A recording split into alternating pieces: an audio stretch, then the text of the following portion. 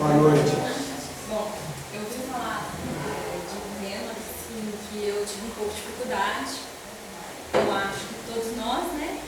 Que é um tema que mexe com todos, com a questão da reforma íntima. Então eu falo que é para todos nós mesmo, né? Que não é fácil conviver.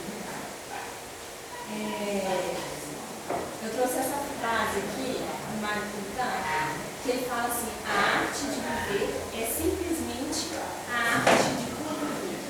Simplesmente, a arte de viver é simplesmente a arte de conviver. Simplesmente disse eu. Isso como é difícil, porque a gente é obrigado a conviver. Não tem jeito de não conviver. Se a gente vive, a gente convive. Não tem outra, né? A gente não tem outro caminho. Para começar, eu chamei de jogo de pensar. Eu queria, não precisa falar não, eu queria que realmente todo mundo pensasse, no fundo, no íntimo. Eu queria que todo mundo pensasse, para mim, em 3 qualidades. 3 qualidades que vocês consideram que vocês são bons. Né? Grande. Pensa e guarda aí com vocês, que vai fazer parte desse jogo de pensar. Então, 3 qualidades, e eu também queria que vocês pensassem para mim em 3 defeitos. Né? 3 coisas que vocês consideram bons e 3 coisas que vocês têm dificuldade. Pensaram? Pensa aí. Pronto?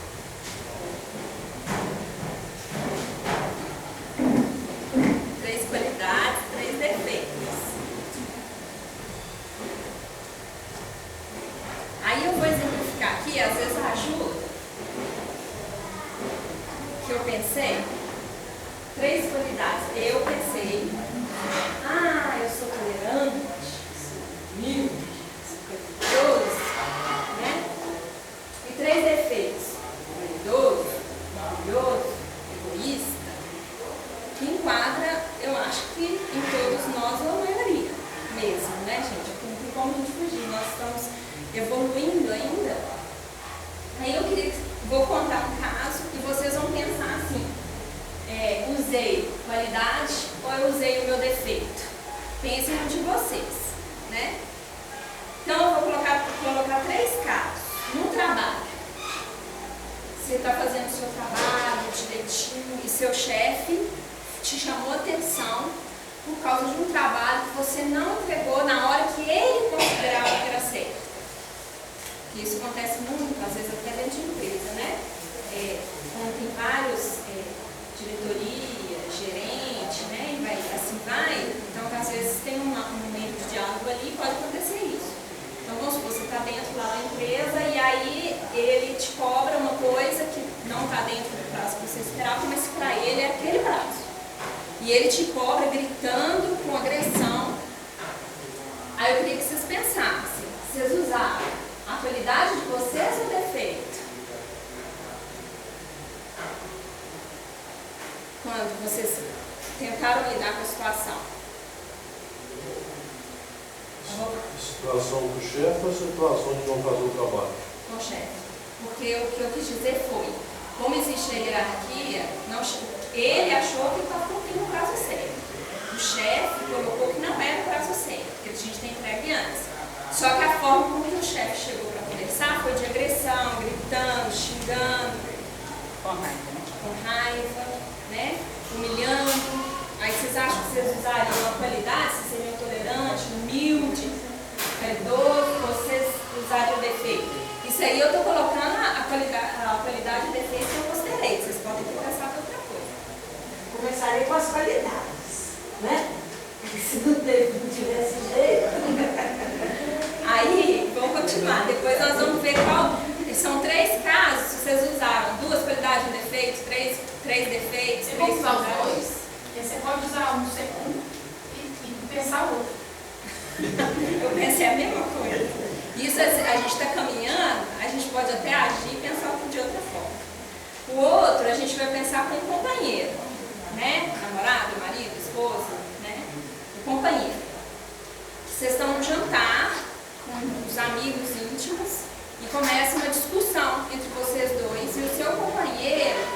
ele te desmente na frente dos amigos. Não, mas você não é assim.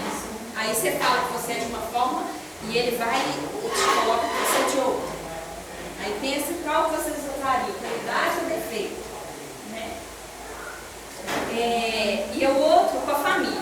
A gente está longe, viajando a trabalho, né? Viajando uma coisa importante ou mora fora. Estou dando um exemplo. E aí você liga para saber como é que a família está, a pessoa que está do outro lado, mãe, pai, irmão, marido, o que for, né? Parente, começa a te agredir verbalmente, dizendo que você não está nem aí para a família, você não está presente, você não sabe os problemas que estão acontecendo aqui, né? Aí qual que vocês usariam? A intenção não é nem a gente colocar aqui para vocês falarem, eu usaria esse, usaria aquele, mas para mostrar que às vezes a gente pensa assim, eu tenho essas 3 qualidades, nossa, eu sou tão tolerante, eu sou tão humilde, eu sou tão caridoso, mas aí a gente pensa assim, nossa, eu sou vaidoso também, porque aí você pensa assim, igual com o chefe, por exemplo, mexeu com o meu ego, eu sou uma pessoa perfeccionista que cumpre tudo no prazo, como que isso foi acontecer comigo? E aí, qual que é a reação que você teria? É só para mostrar que às vezes a gente pensa que a gente tem aquelas qualidades e a gente tem o oposto, que é a reação que a gente tem. Agora, por que isso acontece? Porque a gente tem mania de agir antes de pensar. Essa é a questão, porque nós estamos correndo atrás, tentando nos reformar, né? Mas é tão difícil a gente pensar, né, antes de agir. E aí vem aquela fala do Chico da gente tomar água da paz. Alguém já ouviu falar que ele fala isso, essa água da paz? Que aí a gente vai, é a água da paz, a água da paciência que a gente coloca e pensa, né, fica lá. Eu falei, nós vamos dar barriga d'água, né, de tanto água na boca para tentar fazer e a água da paz do Chico. E assim, a questão é, todos nós somos diferentes, todos, diferentes fisicamente, diferentes do jeito de vestir e principalmente diferentes do jeito de pensar. E o nosso problema é de achar que o outro tem que pensar e agir como a gente, né? Então assim, o companheiro da gente, a gente quer que eles pensem igual a gente, ninguém é igual. Então aí é onde que gera os atritos, as arestas começam a se atritar e vem os problemas e a dificuldade de convivência está aí, porque nós somos completamente diferentes um do outro, né? Isso acontece, eu falo assim, também na religião, né? Que a gente tem mania de achar que a nossa religião ela é a correta. E aí tem aquela historinha da Joana de Ângeles, não sei se vocês já ouviram falar, que fala do espelho de Deus. Que Deus, ele estava olhando no espelho e lançou a sua imagem na terra. Porque ele lançou o espelho, ele quebrou em várias partes. E cada um pegou uma parte. Então, cada parte é uma religião. E cada uma tem seu valor. Religião é ligar a Deus. Então, a religião é aquela que faz com que o homem se transforme. A que eu considero certa para mim é o espiritismo. Mas para aquela pessoa, igual já encontrei missionários maravilhosos no Evangelho, por exemplo, e que é a correta para ele, porque aquela que está fazendo com que ele se transforme. Então, a religião correta é a que transforma o homem. E aí a gente também, com essa questão de achar que todos têm que pensar como a gente também quer impor a nossa religião. Eu estava falando aqui com a mãe, questão da música, né? E isso acontece dentro da nossa doutrina mesmo, né? As fraternidades, elas não são iguais. Até aí a gente tem que respeitar também, porque elas são diferentes da nossa, mesmo dentro da mesma doutrina. Então, por que é tão difícil conviver? Somos imperfeitos, porque a gente quer impor nosso ponto de vista, como eu falei. A gente não reconhece as qualidades que os outros têm, que nos faltam. Não vivemos como espíritos, mas como seres presos na matéria. E orgulho, né? Que aí, o orgulho, que é, né, a principal chaga mesmo da humanidade, ele faz com que a gente não consiga aceitar a opinião do outro mesmo, de achar que ele tem que ser igual a nós. E a gente não consegue observar nossos defeitos, que é o mais difícil. Não, eu não sou assim, não sou assim. Igual a Gleice estava dando uma palestra na semana passada sobre reforma íntima, sobre o livro, aí fala assim, qual que mais se adequa? Qual que é tudo, porque, e o que dá mais, a minha preocupação, ainda falei com ela, é que a gente não conseguir enxergar o defeito da gente, porque eu acho que é o primeiro passo para se transformar, é enxergar o defeito para depois se transformar, né? E qual que é a nossa tendência diante disso tudo, gente? Criticar, né? Esse é o problema, porque a nossa tendência é criticar o outro. Criticar, a gente fala assim, todo mundo também floreia, né? Crítica construtiva. Mas é tão difícil fazer isso. Normalmente nós criticamos e não oferecemos a solução do problema. Então eu falo assim, nossa, mas é um dia a gente está bem. Mas por que eu não vou ali sentar e assumir então e tentar fazer o melhor? Nossa, professor de evangelização, então por que eu não vou lá então tentar fazer o melhor? É sem oferecer. É muito fácil criticar o outro sem estar no lugar do outro, principalmente. Então assim, nossa, o passe, que a pessoa não estuda. Então a gente devia olhar para dentro de si, deixar o orgulho de lado, ao invés de ficar observando o outro, né? Isso tudo que eu estou falando é na nossa vida mesmo, né? No dia a dia, igual eu dei exemplo do companheiro, do trabalho, da família, isso é o tempo todo, né? Ô, cara, então a Bíblia fala assim, o artista vive de crítica. Aí tem que tentar ir superando todo dia, né? Pois é. E aí a gente tem uma fala de Jesus, que ele fala, quem te nomeou o juiz do teu irmão? Não é assim? Então, a gente não está aqui para julgar ninguém, a gente está para perdoar, para amar. Isso é que eu achei ótimo. O que a gente deve fazer para evitar a crítica? Não diga nada, não faça nada, não seja nada. Não diga nada. Bondade, a gente tem bondade. Não faça nada. Se resignar. Eu recebi a crítica. É verdade? Resignei. Vou fazer alguma coisa para melhorar. Recebi a crítica. Não é verdade. É totalmente equivocado. Resignar. Para que eu vou me exaltar contra aquilo? E não seja nada, é humildade. Ninguém é melhor do que ninguém. Que aí vem. Peraí.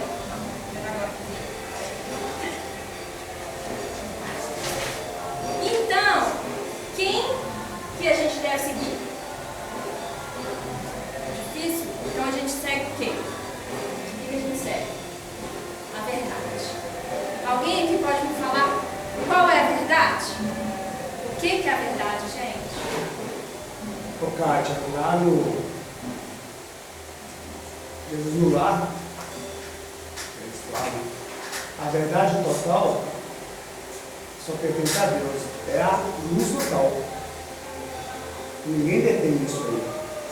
Aí voltando lá naquele slide anterior, Paulo teve uma questão de eu não fazer nada, porque ele foi acusado depois de uma tentativa de sedução de uma menina, que ele negou, sempre negou que ele não queria nada com ela, não queria nada com ela, e ela falou para o noivo, e o noivo foi tirar satisfação.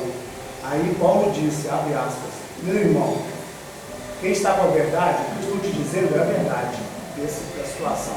Está em descanso invulnerável, mas cada um entende a verdade como pode. Pensa, pois, e age como quiseres. Fecha aspas. Porque ele pensou isso, ele não fez nada. Ele apanhou muito depois. Mas a verdade é que ele não estava seduzindo ninguém ia tirar dele. E às vezes nós tentamos impor essa verdade. Essa verdade, isso que eu ia falar. Muito bem. E Jesus, na verdade, quando ele recebeu as perguntas, mestre, qual é a verdade? Ele se calou. Porque, na verdade, é isso. A verdade é a verdade de cada um e a gente não pode impor essa verdade ao outro. Né? E aí, só que eu falo assim, quem devemos seguir? A verdade. Eu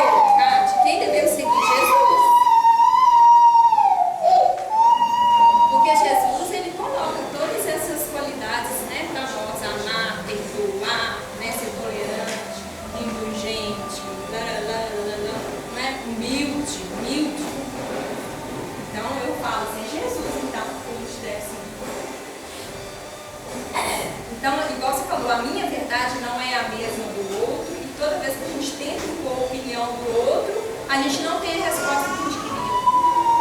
Porque a minha verdade é diferente. Então a gente não consegue impor, né? E como que é na casa espírita? Não é diferente, não é? Porque a gente está lidando com pessoas.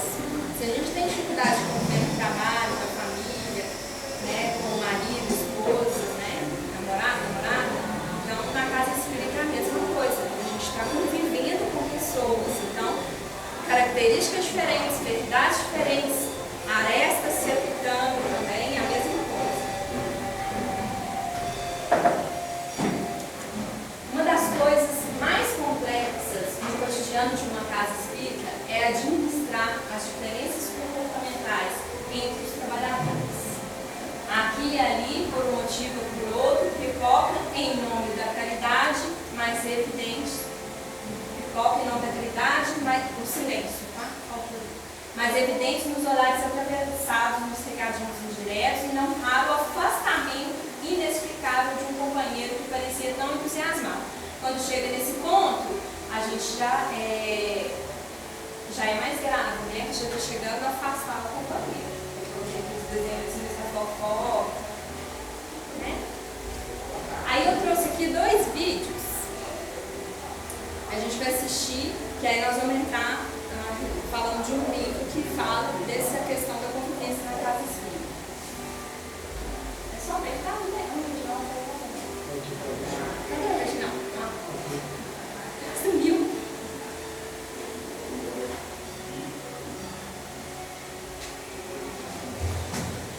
Thomas! Lu, é você? Tudo bem? Quanto tempo! Meu Deus do céu, vou chegar atrasado, semana pra falar de cotovelos. Me conta, como é que você tá? Fala. Achando que você sumiu lá no grupo de estudos. Idiota, fazia pergunta idiota. Você aparece na semana que vem pra rever a galera? Não dá, tô sem tempo, muita relação. Também o que eu vou fazer num centro com uma garota tapada dessa, né? Aprendendo melhor sozinho. Apesar que eu sinto uma falta, porque eu andava muito bem com as explicações no centro. Ah, a inspiração não tem igual. Porque na área eu sou boa mesmo. Ele que vai ter que tomar muita água fluidificada ainda pra algum dia chegar no meu nível. Você que faz muita falta, viu? Organizando aqueles almoços fraternos, pra quem dá dinheiro pra caridade. Tão original. Aliás, cozinha muito bem, viu? Quase um Masterchef. Ai, a risada dela parece uma hiena maluca, só você mesmo. Já tá dando em cima de mim de novo. Não deve pegar ninguém, essa garota chata. Ih, eu vou ter que ir embora, Luísa. Tá bom? Tô atrasadão. Graças a Deus. Mas não some não. Pois é através do convívio que nós espíritas nos mantemos fortalecidos para as dificuldades do dia a dia. Nossa, arrasei com você agora, hein? Não mete essa de evoluída, Luísa, eu te conheço. Abraços fraternos, tá? Tchau. Tá me dando mole, com certeza. Menos a boca de pecado e mais odorante, minha filha.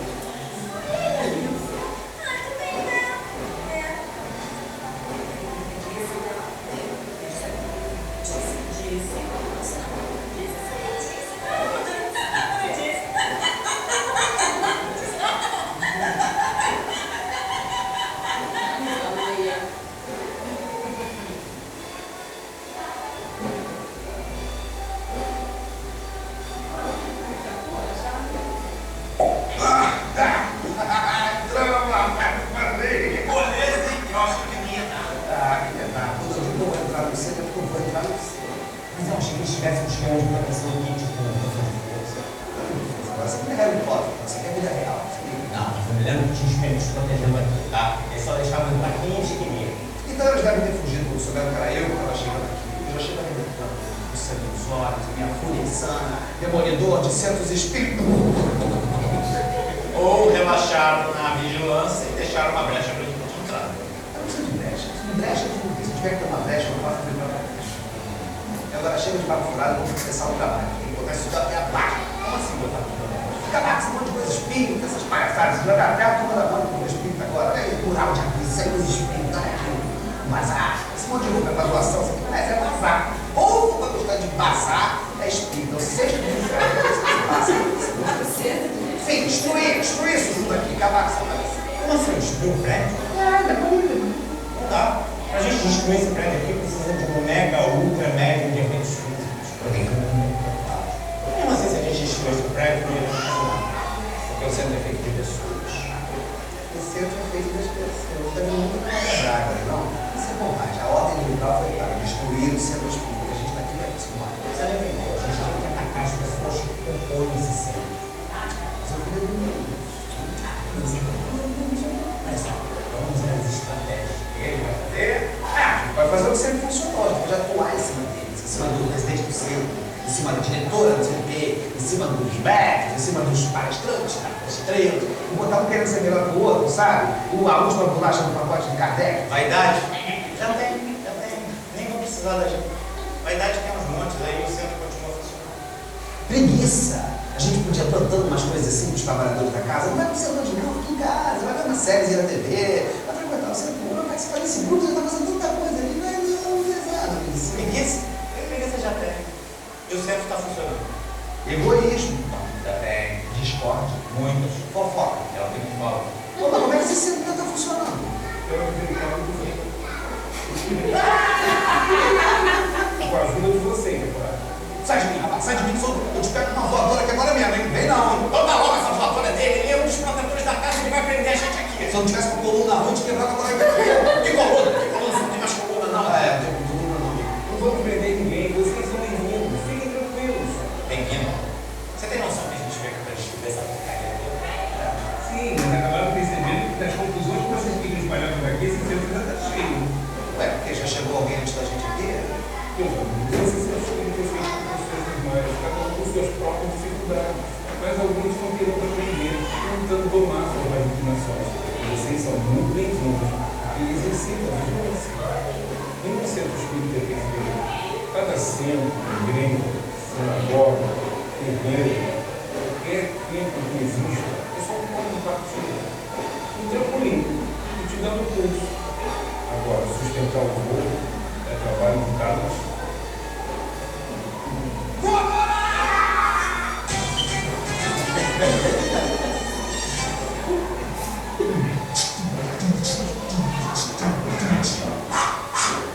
Era só mais um centro que a gente sentia.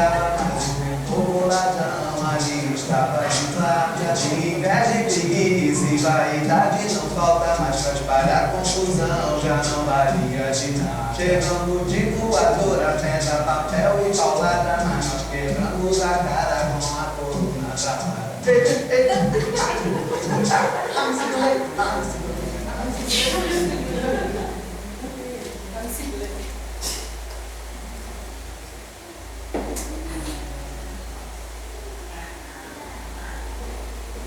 Bom, a coisa mais séria do que parece. Porque na verdade é tudo muito bem organizado, né? Teve uma parte que ele até falou assim, a ordem do umbral é acabar com a casa espírita. Mas assim, não são só dois, é feito toda uma organização para poder, né, obsediar, né, fazer. Realmente está repleto de todas aquelas características que eles falaram. Mas foi com a intenção de trazer para a gente perceber que nós temos realmente todas aquelas dificuldades. Eu achei interessante trazer esse livro, eu falo assim, não sei porque eu não li antes, porque acho que toda pessoa que é espírita deveria ler esse livro. E eu fiquei encantada com os ensinos que ele traz. Já está tendo estudo, né, dele aqui agora. Então, assim, quem tiver a oportunidade de ler, vale muito a pena. Então, assim, na introdução dele, ele fala que esse livro é a misericórdia divina a todos nós, eternos aprendizes da arte da convivência fraterna. Né? Então, esse livro ele vai nos despertar para a responsabilidade do serviço dentro de uma casa espírita e que a gente reconhece que existem almas enfermas que podem tentar contra as obras do Senhor. Né? Então, essas almas elas podem tentar contra a divindade. Então, ele vai mostrar para isso. E eles vão aproveitar o quê? As nossas fraquezas. Eles vão usar as nossas fraquezas. E qual que é o principal antídoto para combater essa obsessão, gente? Caridade, né?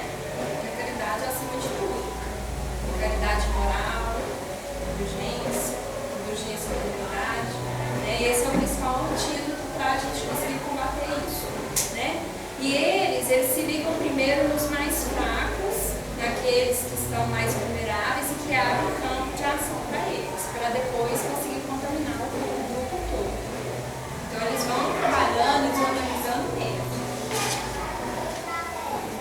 Então aqui eu coloquei uma passagem, o líder César, no livro, ele é o líder de uma cidade rural, e ele que comandava, ele fechou várias casas espíritas, e é uma fala, e esse livro ele conta sobre uma fraternidade específica, uma fraternidade muito grande, muito organizada. E aí ele fala, falando na reunião com os outros obsessores, trabalhando silenciosamente no campo dos sentimentos, sugerindo pensamentos, estimulando as irritações, o ciúme, a fofoca, a indignação, os melindres, a disputa de cargos, funções, tarefas, etc. Temos aí um vasto campo de atuação junto às inferioridades humanas. Aí a gente para pensar assim, mas a gente tem proteção, não tem? Até no vídeo lá engraçado, eu falei assim, a gente conseguiu entrar, a gente tem a proteção? Tem, o tempo todo. Mas a gente tem o quê? Livre-arbítrio. Então nós escolhemos dar passagem. A gente tem a proteção desde que a gente se mantém em prece e trabalhe para combater essas inferioridades humanas, essas nossas inferioridades. Né?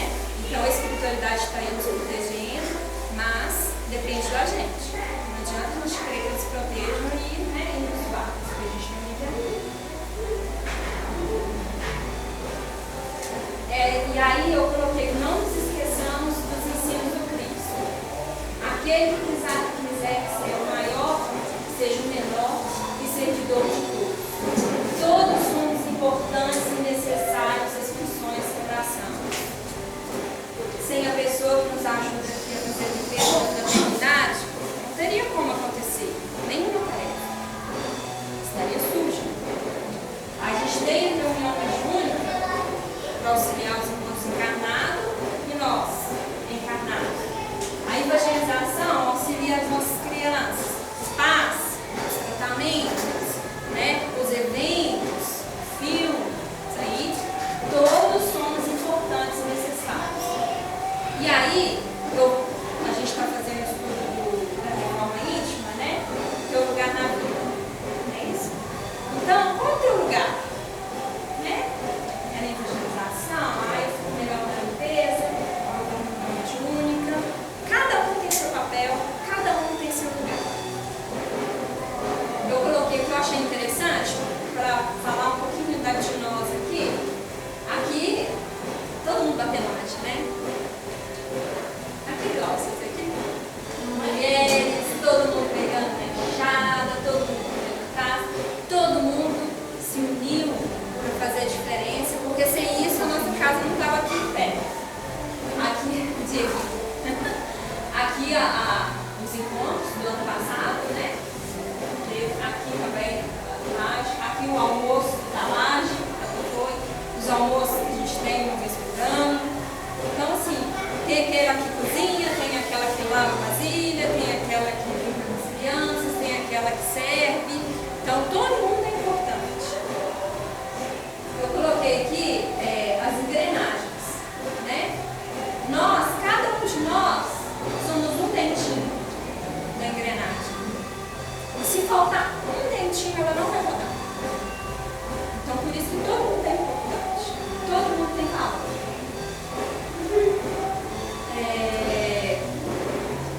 E o dirigente da casa espírita, né? O presidente, normalmente são os que, nesse livro aí, eu até coloquei uma passagem, que o mentor fala, mesmo que não entre, tá? Na faixa vibratória dos inimigos do bem, eles desejarão te atingir através dos cooperadores e frequentadores e vigilantes, que te endereçarão palavras duras a fim de cortar-te, qual navalha afiada ou coração generoso. E aí ele estava falando para o dirigente da casa espírita no livro, né? Então, assim, mesmo que ele não... Então, ele estava orientando, mesmo que ele não entre nessa faixa vibratória, eles vão usar os outros membros para atacar. Como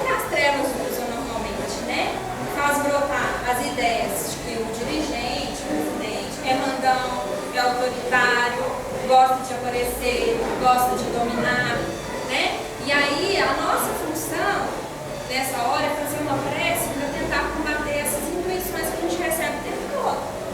Depende de nós, do nosso livre-arbítrio. Receber a intuição e continuar fazendo uso dela ou combater.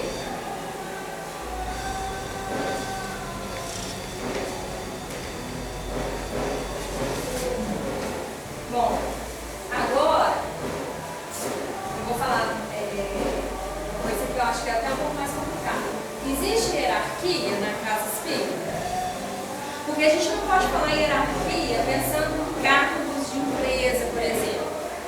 Existe uma semelhança, por quê? Porque a hierarquia ela é apenas de forma organizacional. Então, para nos organizar, a gente precisa de hierarquia, não com o intuito de autoritarismo, é diferente. Então, quando a gente pensa a gente tem que ter isso no coração da gente, de aceitar a questão da hierarquia, porque é para organizar a casa espírita, né? Para a harmonia dos serviços da casa. Então a gente tem presidente, vice-presidente, a gente tem diretoria, a gente tem coordenação dos trabalhos aqui, tem o dirigente, a gente tem coordenação da evangelização, a gente tem um dirigente da reunião mediúnica. Então, qual que é o objetivo disso? Organizar os trabalhos da fraternidade, né? Então, existe essa hierarquia, mas com essa intenção de ter organização na casa espírita, né? E quem que é o nosso maior coordenador? Nós aqui na casa espírita, vamos pensar. Quem que é o nosso maior coordenador, gente? Isso eu quero que vocês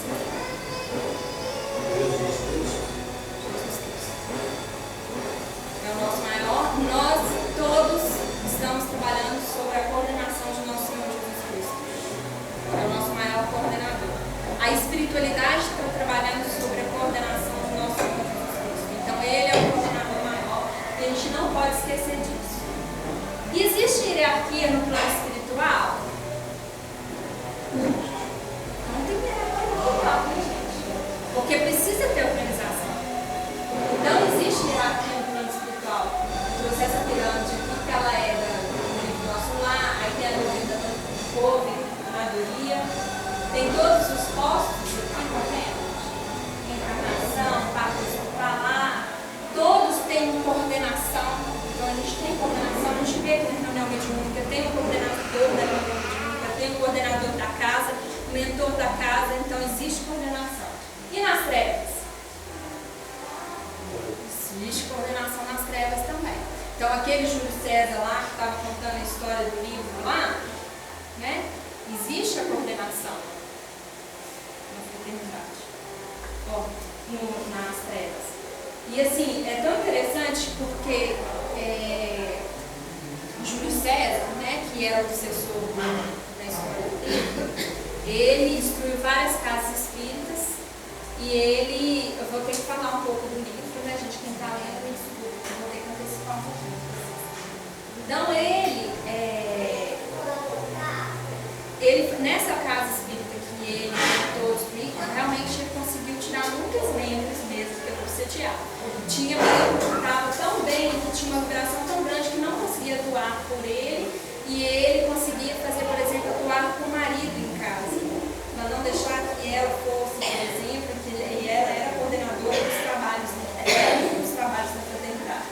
Então, assim, eles se organizaram muito, tinha a coordenação, tinha os que trabalhavam mais próximo, tinha os obsessores simples, eles ainda chamam de obsessores simples. Aí ele oferece cargos aos obsessores. Então existem os cargos, né? Então ele vai oferecendo assim, com o pagamento dos trabalhos que foram feitos.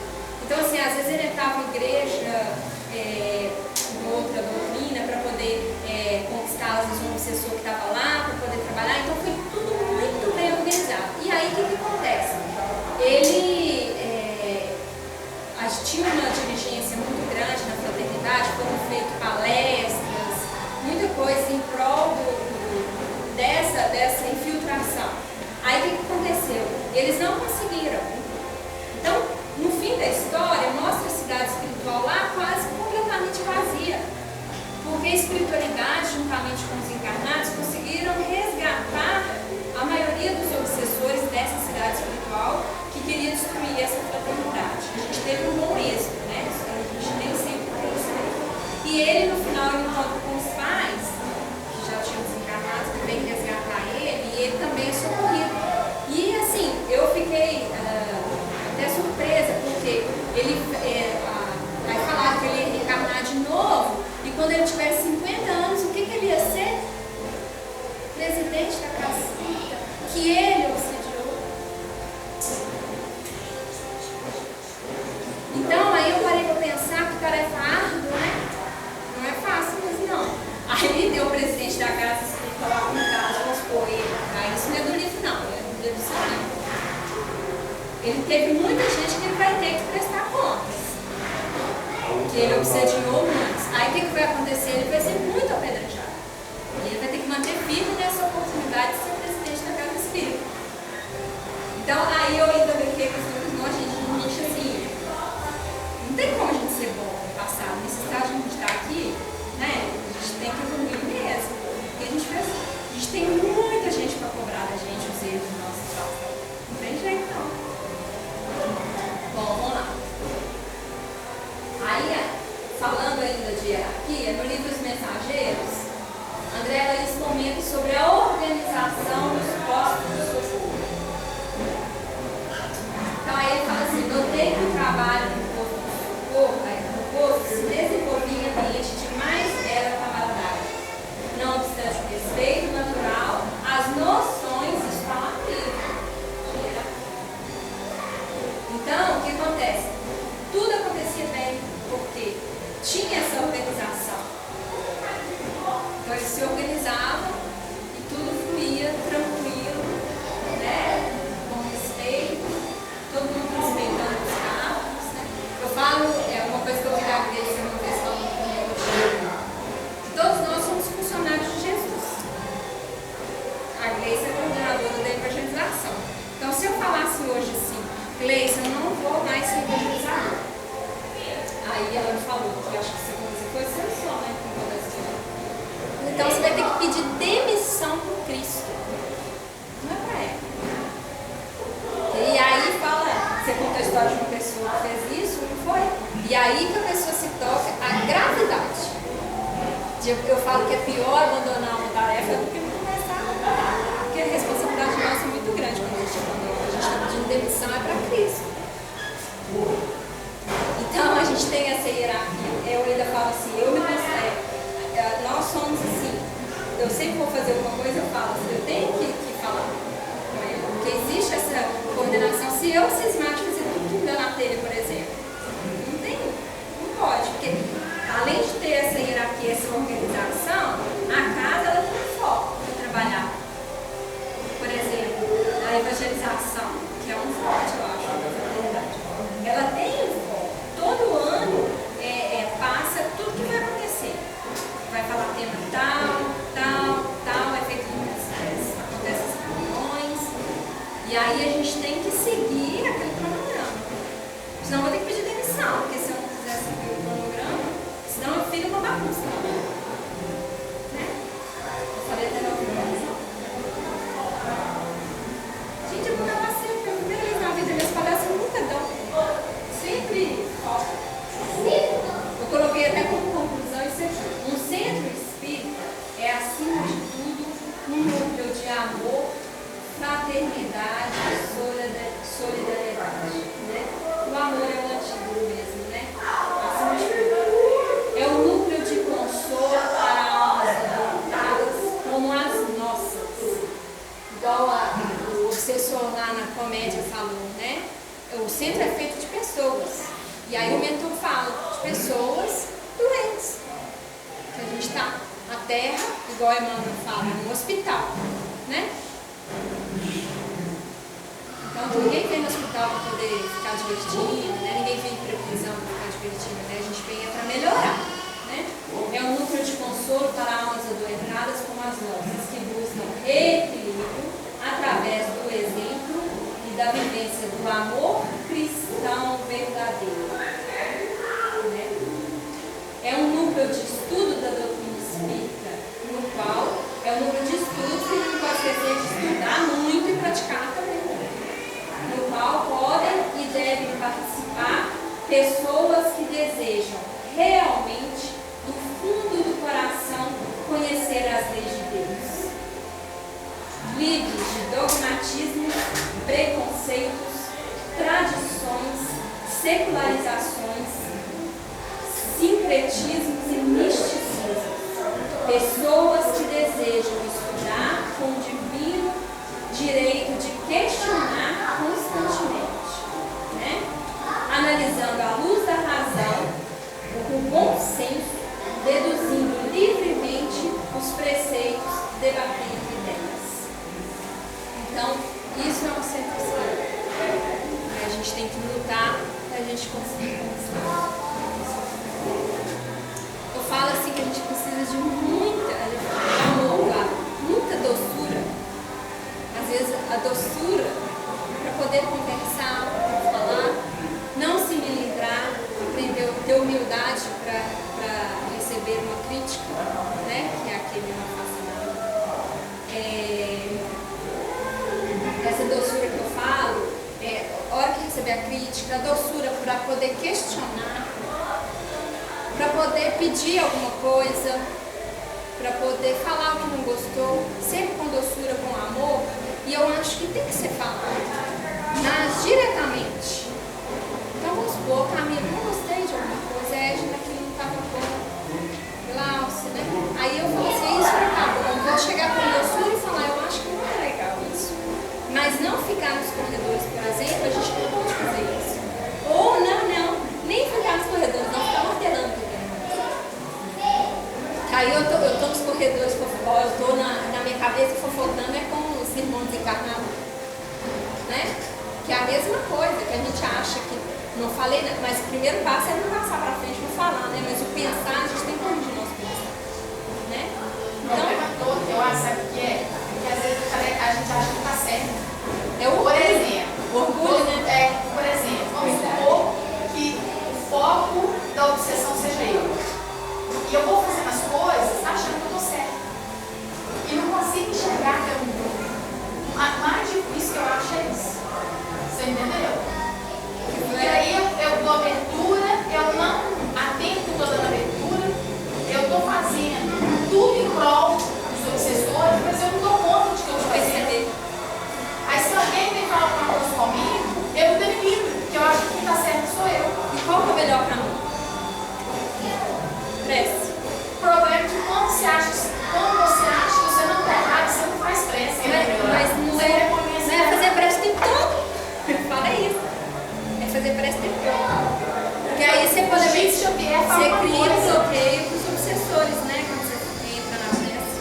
O Chico Xavier falou uma coisa, acho que foi uma mensagem psicofônica que eu escutei, ou foi uma psicografia, foi agora depois que ele desencarnou.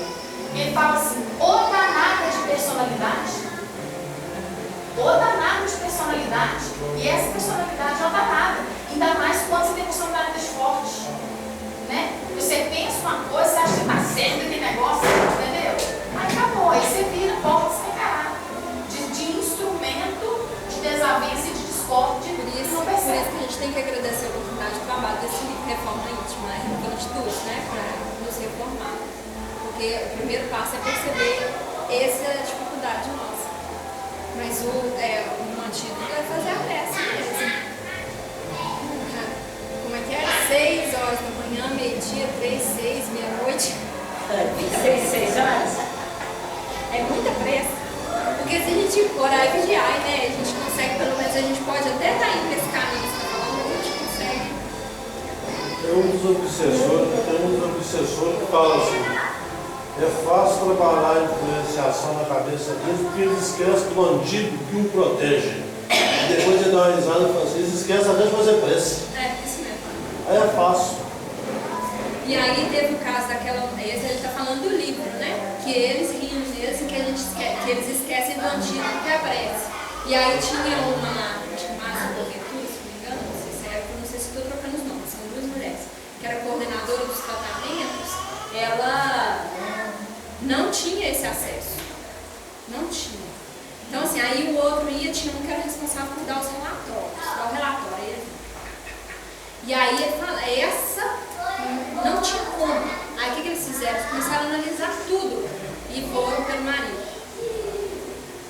Que eles conseguiram decidir. Aí ele não era nada, o marido dela. Aí eles começaram a colocar na cabeça, então já que era para orar, levou ele para uma igreja evangélica que tinha questão do voltado para o materialismo, né, das conquistas lá. Né, e ofertando dinheiro, foi ofertando. E aí ele começou a ficar fanático. A igreja, e eles intuíam ainda o pastor a falar assim: se vocês têm familiares na casa espírita, aí levanta a mão para poder chegar nele, conversar. Então, assim, tudo muito bem. Então, eles foram comendo pela beirada, analisando, para poder chegar nela. Que ela era coordenadora dos trabalhos lá do tratamento. Uma coisa que eu achei muito interessante lá na sala da aula do problema, que quando eles analisam esse fato, ele fala assim: nós podemos começar por lá. E quando ele chega lá nessa igreja, o sujeito que era o coordenador da igreja era amigo deles. Fala assim: você tem um campo que é aberto para você fazer o que quiser com a nossa família, pastor. Aí eu falei: muitas vezes a gente. Ele era muito conhecido, né, o Júlio César, ele era muito poderoso. Ano passado teve um centro que fechou.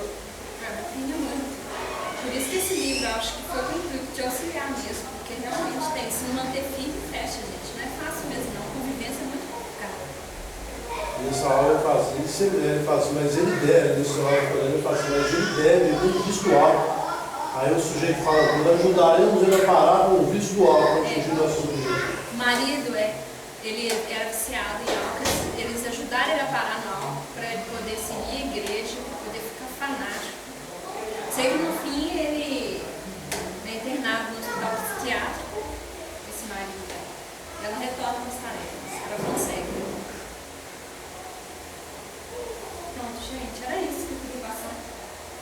Agradeço demais a oportunidade, eu aprendi muito.